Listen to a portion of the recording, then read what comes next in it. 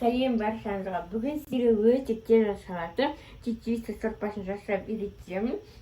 Ол үшін бізге чечевица керек, және де пияз, сәбіз, бәрін граммдарын міндетті түрде видеоның астына жазып қалдыратын боламын.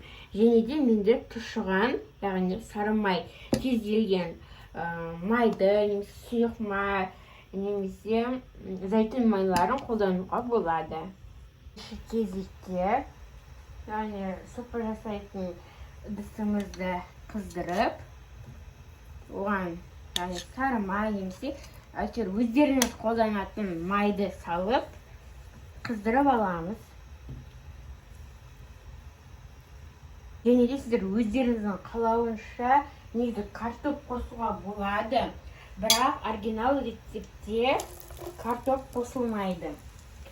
Және де сары майға пісірсеңіздер өте дәмді болып шығады. Және де пиязымызды жақсылап қуырып алатын боламыз. Біздің жақсылап қуырылып жатыр.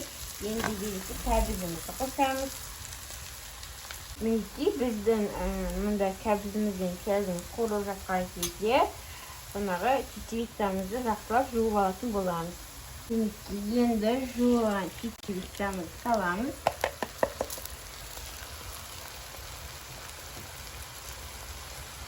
Жақсылап бір араластырып аламыз да суымызды құямыз.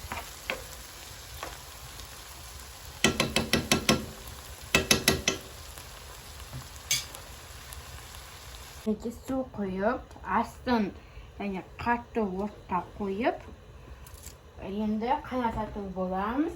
Бізде чечевица бір 20 минутта пісіп қалады. Жақсылап, алдымен толық қайнағанша асты қатты отта тұру керек, қайнаған соң жай отта қойып 20 минуттай пісіретін боламыз. Мінекей, енді толықтай пісіп шықты. Піскеннен соң қалауынша тұз қосасыздар, және де блендермен жақсылап езетін боламыз. Мінекей, дәл осылай жақсылап. Мінекей, біздің тағамымыз дайын болды.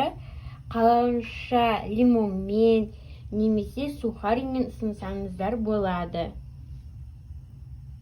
Видео ұнаса, видеоға лайк басып, каналыма жазылып кетуді ұмытпаңыздар.